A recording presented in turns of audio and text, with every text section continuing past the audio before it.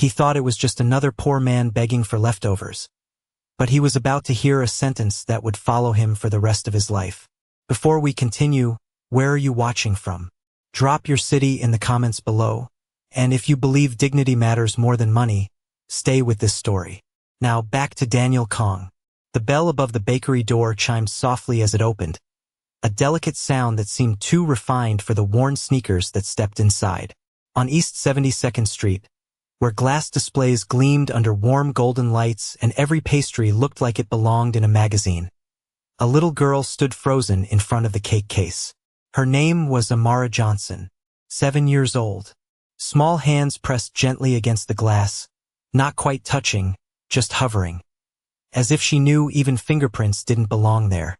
Her eyes moved slowly across the rows of cakes, each one perfectly iced, each one tagged with prices that might as well have been written in another language. $32, $28, $45 for the one shaped like a tiny castle. Her reflection stared back at her between the layers of frosting and sugar roses.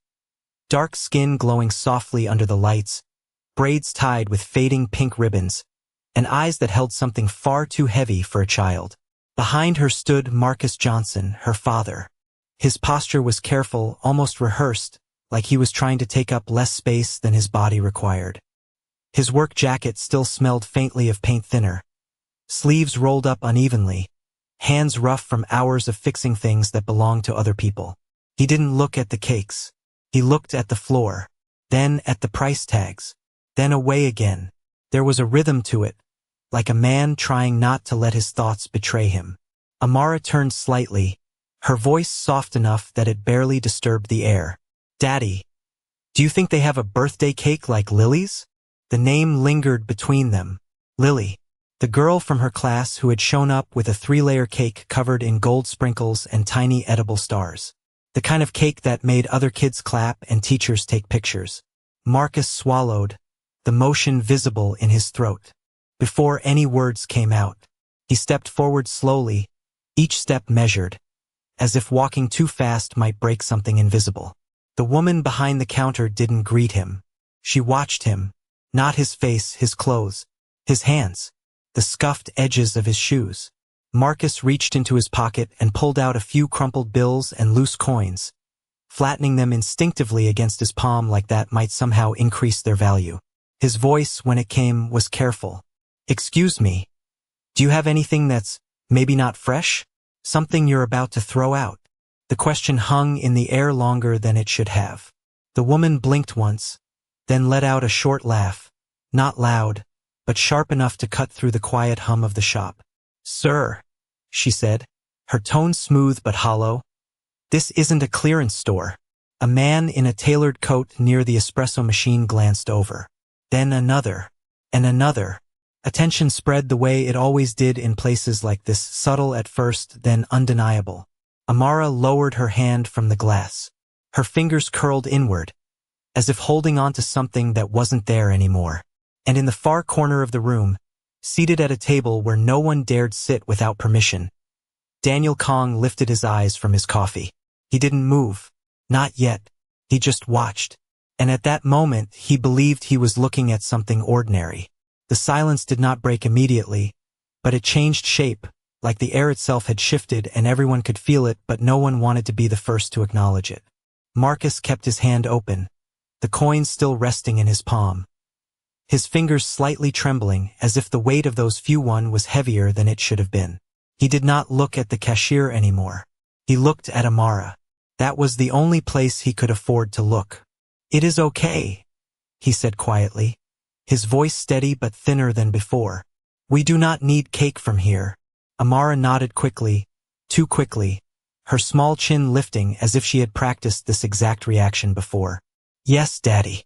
I do not even like cake that much." But her eyes betrayed her, drifting back to the glass case for just a second longer than she intended. That second was enough. Behind the counter, the manager stepped closer, his shoes making a sharp sound against the polished floor. He was taller than Marcus, dressed in a pressed shirt with a name tag that gleamed under the light. "Sir," he said, lowering his voice just enough to sound controlled, but loud enough for others to hear. If you are not purchasing anything, you are blocking paying customers. The words were not shouted, but they carried. They always carried. A woman near the display shifted her purse closer to her body. A man by the window pretended to check his phone but did not scroll. The room was watching without admitting it was watching. Marcus inhaled slowly, as if drawing strength from somewhere deeper than the moment allowed. "I understand," he replied. "We are leaving." He closed his hand over the coins, the faint metallic sound disappearing into his fist. Amara stepped back from the glass, her reflection fading as she moved, replaced again by rows of perfect cakes untouched by hesitation or doubt. But just as Marcus turned, the manager added one more sentence, softer this time, almost conversational. "Next time, maybe try somewhere more appropriate." The word lingered longer than the others. Appropriate. It settled in the space between father and daughter like something neither of them could brush away. And in the corner, Daniel Kong finally placed his cup down. The porcelain touched the saucer with a quiet click, but in his mind, the sound echoed louder than it should have. He had heard those words before. Not here, not like this, but close enough. Still, his face remained unchanged, his posture relaxed, his expression unreadable. He studied Marcus the way he studied numbers in a contract, quickly, efficiently, without attachment. A man who could not provide. That was the conclusion his mind reached, clean and immediate. His gaze shifted to Amara, to the way she tried to straighten her shoulders, to make herself smaller at the same time. A contradiction only children learn too early. Daniel exhaled slowly. This was not his concern. That was what he told himself. This city was full of stories like this. He had built his life by not stopping for each one. And yet, something did not align. Not fully. As Marcus reached for the door, pushing it open with a careful hand, Amara paused for the briefest moment. She turned back, not toward the cakes, but toward her father. "Daddy," she whispered, her voice barely audible even in the quiet room. "Maybe we can make one at home." Marcus froze for half a second. Just half. Then he nodded. "Yes," he said. "We can do that." But Daniel saw it. The hesitation. The flicker of something unspoken. And for reasons he did not yet understand, that half-second stayed with him longer than anything else that had been said. The door did not close immediately behind them, and for a brief moment, the warm scent of butter and sugar followed Marcus and Amara out onto the street, like something that did not want to let them go. The cold air of late afternoon wrapped around them quickly, sharper, more honest, carrying the distant sound of traffic and footsteps that did not slow down for anyone. Marcus let the door fall shut gently behind him, careful even now, as if he still owed respect to a place that had given him none. Amara stood beside him on the sidewalk, her hands tucked into the sleeves of her sweater, her shoulders slightly raised against the chill. For a few seconds, neither of them spoke. People passed by, dressed in clean coats, holding shopping bags, laughing softly, moving with the quiet confidence of those who belonged exactly where they were. Marcus looked down at his daughter and forced a small smile that did not quite reach his eyes. "So," he said, trying to sound light, "we will make our own cake, right?" Amara nodded again, but this time the motion was slower, more thoughtful. "Yes," she said. Then, after a pause, she added, "Do we have the ingredients?" The question was simple, but it landed heavier than anything that had been said inside the bakery. Marcus hesitated, just long enough for the truth to exist between them before he covered it. "We will figure it out," he replied. He reached out and gently adjusted the ribbon in her hair. A small gesture, careful and precise, like it was something he could fix. Amara looked up at him, studying his face in a way children rarely did unless they were trying to understand something they could not name. Then she smiled, a real smile this time, small but sincere. "It is okay, Daddy," she said softly. "We can just use candles from last year."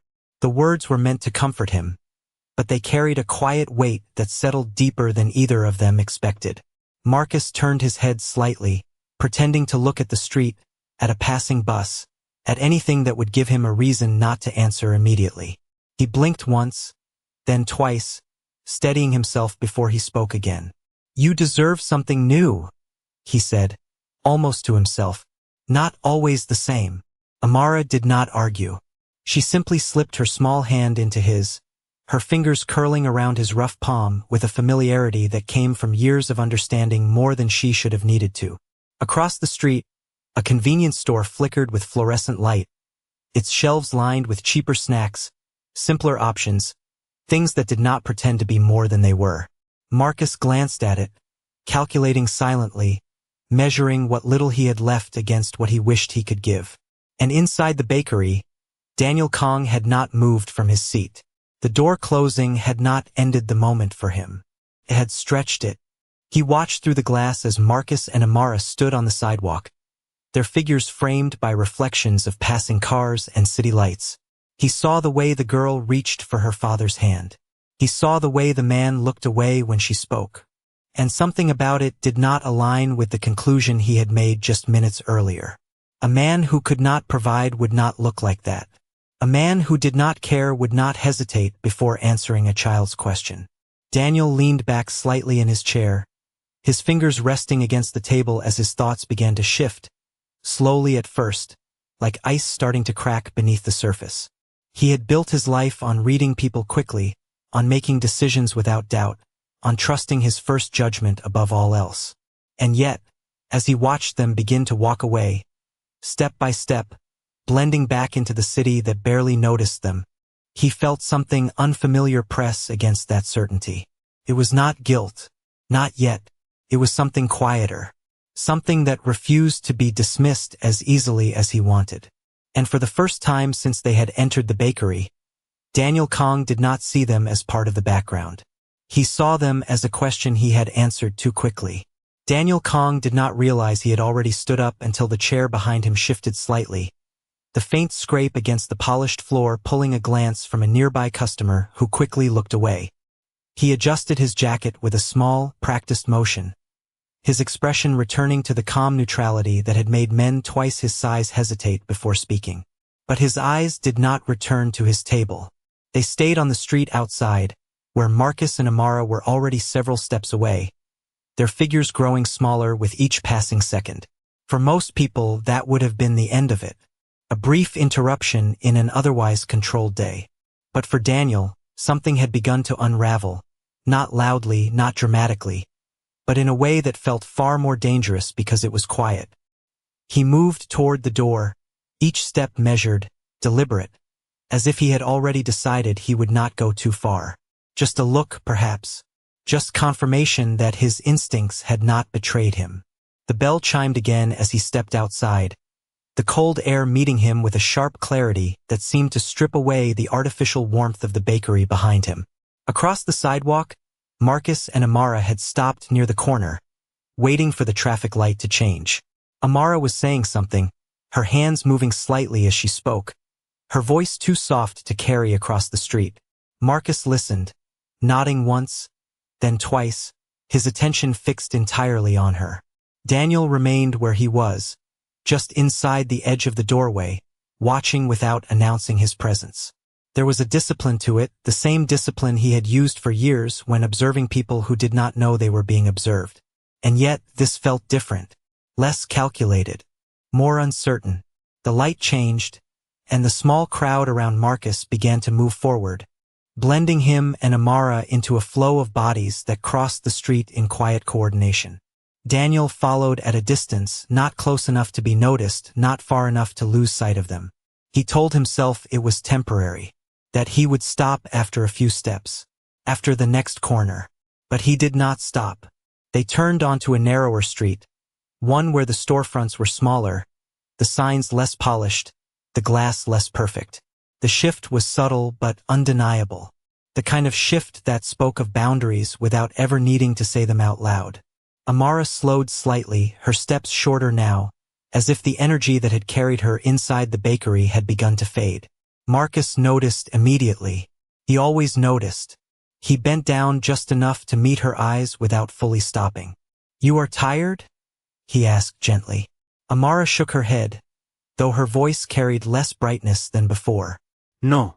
I am just thinking." Marcus gave a small smile. About the cake? He asked. She hesitated, then nodded. What kind would we make? Marcus paused, and for a moment, Daniel saw something shift again, something deeper this time. Not hesitation. Not exactly. It was memory. Marcus straightened slowly, his gaze drifting ahead, not at the street, but somewhere beyond it. There are many kinds, he said. Chocolate, vanilla, strawberry, some with cream, some without. His voice was calm, but there was a precision to the way he listed them, a familiarity that did not match the image he had presented earlier. Amara's eyes widened slightly. You know a lot about cake, she said, a hint of curiosity breaking through her quiet tone. Marcus let out a soft breath, almost a laugh, but not quite. I used to, he replied. The words were simple, but they carried weight, like something that had not been spoken in a long time. Daniel slowed his steps, the distance between them widening just enough for him to observe without interrupting. That sentence stayed with him. I used to. It did not fit. Not with the man who had stood in that bakery asking for something expired. Not with the man who had been dismissed so easily. And for the first time, Daniel Kong felt the certainty of his earlier judgment begin to fracture in a way he could no longer ignore. Because men who said, I used to, were not empty. They were unfinished. The word lingered in Daniel Kang's mind longer than it should have, echoing quietly beneath the noise of passing cars and distant conversations. I used to. It was not a sentence people said casually. Carried history, skill, loss. It carried something that had been taken or given up, something that left a space behind.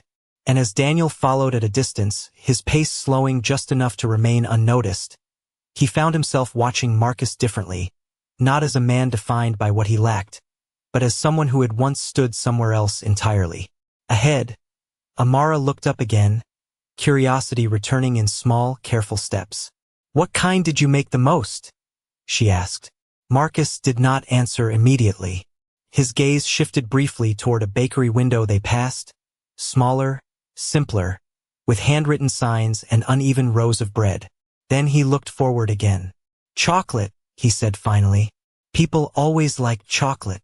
Amara smiled at that, a quiet, thoughtful smile. I like chocolate, she said, as if confirming something important. Marcus nodded once, but his expression tightened slightly, almost unnoticeable unless someone was watching closely. Daniel noticed. The man's answers were precise, not imagined. There was no hesitation in the details, only in what he chose not to say. They reached the end of the block and turned again, this time onto a street where the buildings were older, their paint slightly worn, their windows less reflective. The city changed in layers, and Daniel recognized the boundary they had crossed. This was not where he usually walked. This was not where people like him needed to go. But he kept walking. Marcus slowed as they approached a small convenience store. Its door propped open, a faded sign advertising discounted snacks. He stopped just outside, glancing inside briefly before looking down at Amara. We can get something small here, he said. Amara shook her head gently. No, Daddy. You said we will make one. Her voice was soft, but there was a quiet determination in it, a kind of loyalty that did not come from being told what to do, but from understanding what mattered. Marcus looked at her for a long second, then gave a small nod. Yes, he said, we will make one. But Daniel saw it again. That flicker. Not doubt. Not unwillingness. Something else. Something like calculation mixed with memory, as if Marcus was measuring not just what he could afford, but what he still remembered how to do. They continued walking, and after a few more minutes, they stopped in front of a modest apartment building. The entrance was narrow, the paint slightly chipped around the edges, the kind of place people passed without noticing. Marcus reached into his pocket, this time not for coins, but for a small set of keys, worn at the edges from years of use. He unlocked the door and stepped aside to let Amara go in first. Daniel remained across the street, partially obscured by a parked car, his posture still, his presence unnoticed. He watched as the door closed behind them, cutting off the view, leaving only a quiet facade that revealed nothing of what was inside. For a moment he stood there, his thoughts shifting in ways he had not planned, in ways that felt unfamiliar and inconvenient. He could leave now. He should leave. This had already gone further than it needed to. But the sentence remained. I used to. It pressed against his certainty, against the clean, efficient judgments he had relied on for years. And without fully deciding to, Daniel Kong stepped off the curb and crossed the street. The building door closed with a soft click, and for a moment, the street returned to its usual rhythm, indifferent, uninterrupted, as if nothing meaningful had just passed through it. But Daniel Kong stood there, just a few steps away from the entrance, his reflection faintly visible in the glass panel beside the door. He could see himself clearly enough to recognize the contrast.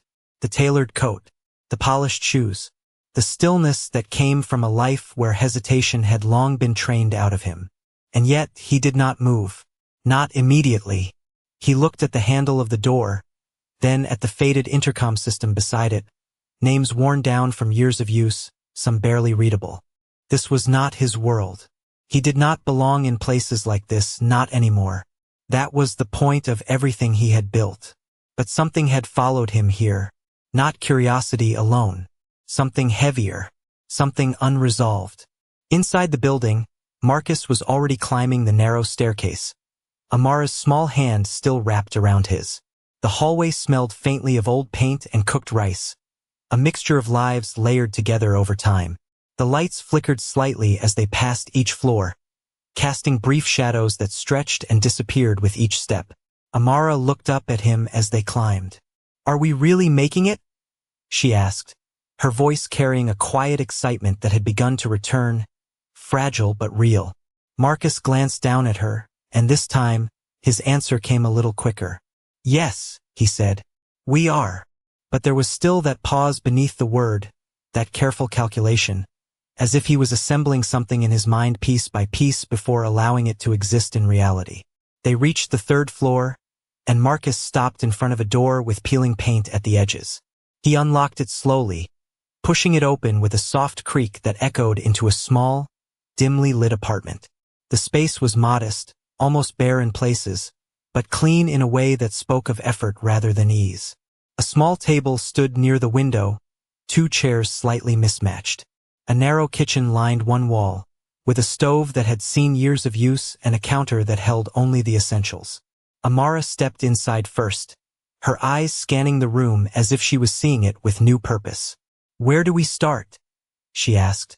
Marcus set his keys down carefully on the table, then moved toward the kitchen, opening a cabinet with slow, deliberate movements.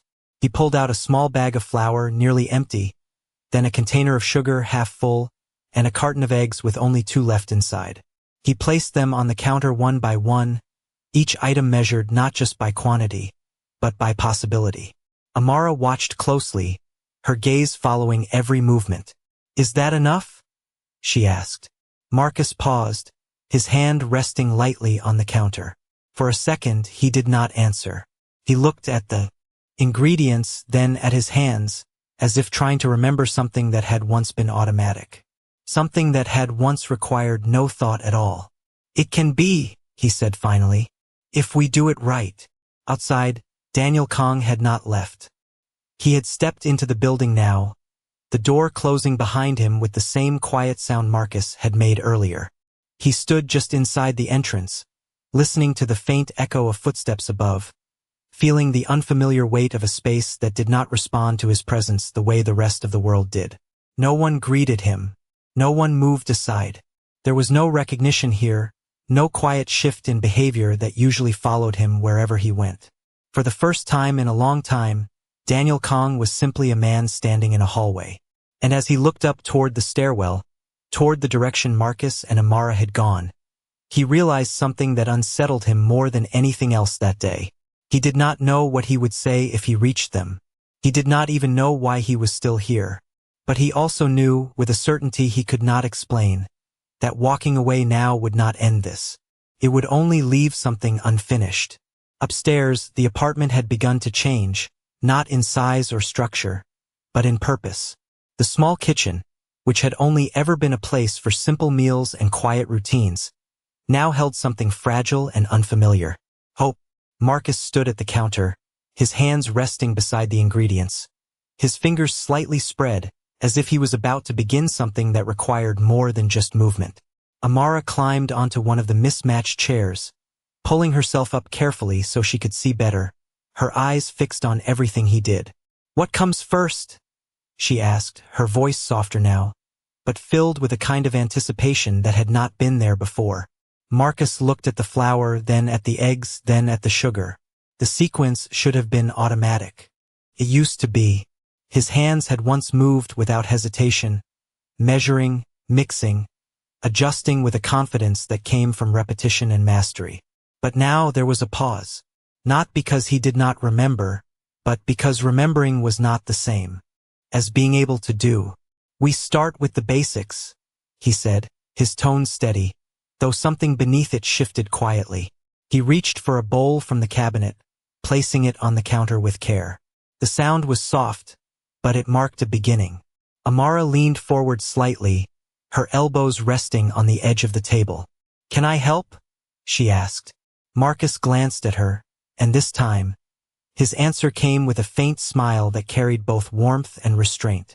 "Of course," he said. "You can help me mix." He handed her a spoon, the metal cool in her small hand, and for a moment, the space between them felt lighter, almost normal. But as Marcus cracked the first egg into the bowl, something in his expression shifted again. The motion was precise, practiced, but slower than it should have been. He watched the yolk settle into the flour, the way it spread slightly, uneven, imperfect. Amara stirred gently, her movements careful, as if she understood that this was something important, even if she did not fully know why. "It looks funny," she said quietly. Marcus let out a small breath, almost a laugh. "It always does at the beginning," he replied.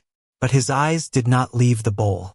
They lingered on it, searching, measuring, remembering something that was just out of reach.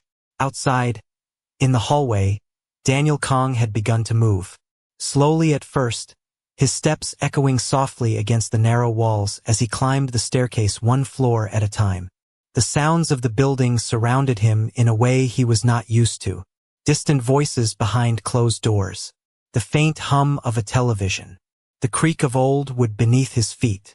There was no control here, no system that adjusted itself around him. Just ordinary life, continuing without acknowledgement. He reached the second floor and paused, his hand resting lightly against the railing. He could still leave. Even now, nothing had been said. Nothing had been revealed. This could remain an unfinished thought, something he would forget by morning. But then he heard it. A voice, soft, young, coming from above. "Daddy, is it supposed to be like this?" Amara's voice carried just enough to reach him, threading through the quiet space with a clarity that stopped him where he stood. There was a pause, followed by Marcus's reply, quieter, steadier. "It will be," he said. "Just keep mixing." Daniel did not move for several seconds. That sentence, simple as it was, settled into something deeper than it should have. It was not certainty. It was promise. And promises, he knew, were not given lightly by people who had nothing to spare. He lifted his foot and continued up the stairs, each step bringing him closer to a door he had no reason to knock on. And yet, for the first time in years, Daniel Kong felt something unfamiliar rising beneath his control. Not power, not calculation, something quieter. Something that did not ask permission before it changed the direction of his next move. Daniel Kong reached the third floor and stopped just before the final step, his hand resting lightly against the railing as he listened. The apartment door at the end of the hallway was not fully closed. It was not open either, just slightly ajar, leaving a narrow line of warm light spilling into the dim corridor. He did not move closer immediately. He stood there, still, as if crossing that final distance required more than just a step. Inside, the soft sound of a spoon scraping against a bowl carried through the gap, steady and uneven at the same time. "Like this." Amara's voice came again, careful, focused. There was a small pause before Marcus answered. "Yes, slower. You do not have to rush." His tone was calm, but there was something beneath it now, something that had begun to shift without either of them naming it. Daniel took a slow breath and moved forward, his steps quieter now, almost instinctive, as if he had entered a space where sound mattered more than presence. He stopped just outside the door, close enough to see inside without being seen. The apartment was smaller than he had imagined, but it was not empty. It held signs of effort. A folded blanket on the couch, a pair of shoes lined neatly by the wall, a single photograph placed carefully near the window, and in the center of it, at the small kitchen counter, Marcus and Amara stood side by side. The bowl between them was filled with a mixture that was far from perfect, uneven in texture, slightly too thick in some places and too thin in others. But Amara stirred it with complete attention, her brow slightly furrowed, her lips pressed together in quiet concentration. Marcus watched her, not correcting every movement, not taking over, just guiding when necessary. "Now we add the sugar," he said, reaching for the container. He measured it slowly, not with tools, but with instinct, though even that instinct hesitated for a fraction of a second before settling into motion. Daniel's gaze narrowed slightly. That hesitation again. Not ignorance. Not uncertainty. Something deeper. Something tied to memory rather than skill. Amara poured the sugar into the bowl, some of it spilling onto the counter. She froze immediately, her eyes widening. "I am sorry," she said quickly. Marcus shook his head. "It is fine," he replied. "It does not have to be perfect." The sentence was simple, but it landed with a weight that extended beyond the moment. Daniel felt it, though he could not yet explain why. Inside the room, Marcus wiped the spilled sugar with his hand, brushing it aside without frustration, without urgency. Then he looked at the mixture again, his expression tightening just slightly. "We will need to bake it carefully," he added. "The heat matters." Amara nodded, absorbing every word as if it were part of something much larger than a recipe. "Will it taste like the ones in the store?" she asked. Marcus paused. This time the silence stretched longer. Not because he did not know the answer, but because the answer required something he had been avoiding since they entered the apartment. "No," he said finally. "It will not be the same." Amara looked down at the bowl, her fingers tightening slightly around the spoon. Daniel watched her reaction closely, expecting disappointment, expecting the same quiet withdrawal he had seen earlier in the bakery. But instead, she nodded once, slowly. "That is okay," she said. "It is ours." The words settled into the room with a quiet certainty that did not ask for validation. Marcus looked at her then, really looked at her, and something in his expression shifted in a way Daniel had not seen before. Not hesitation, not calculation, something closer to release. And in the hallway, just beyond the door, Daniel Kong felt the final piece of his earlier judgment begin to collapse. Because nothing about this was ordinary. Nothing about this was simple.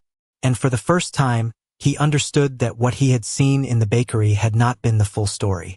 It had only been the part that was visible. The room grew quieter, not because the sounds had stopped, but because something deeper had settled into place. The soft scrape of the spoon against the bowl continued, steady and imperfect, while the faint hum of the old refrigerator filled the spaces in between. Marcus reached for the oven dial, turning it slowly, the click of each adjustment deliberate, measured, as if precision could make up for everything they did not have. "We have to wait for it to heat up," he said, his voice calm, almost instructional. Amara nodded, watching closely, absorbing not just the steps, but the care behind them. She placed the spoon down gently, her fingers resting on the edge of the counter as she leaned slightly forward. "How do you know when it is ready?" she asked. Marcus paused again, his hands still on the dial, his eyes fixed on a point just beyond it. "You listen," he said after a moment. "The sound changes. It becomes steady." The explanation was simple, but Daniel felt it resonate in a way that had nothing to do with baking. He remained just outside the door, his presence still hidden, his attention fixed on every movement inside. The longer he watched, the more the earlier scene in the bakery began to feel incomplete, like a story told without its beginning. Inside, Marcus moved with a rhythm that was returning slowly, piece by piece, as if something long buried was finding its way back through memory rather than practice.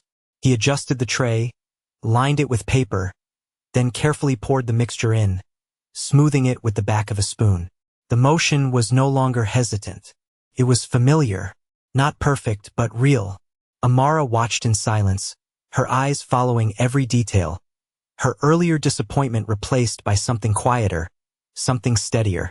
"It already looks better," she said softly. Marcus allowed himself a small smile, the kind that did not need to convince anyone. "It will get there," he replied. But Daniel saw it again, clearer now.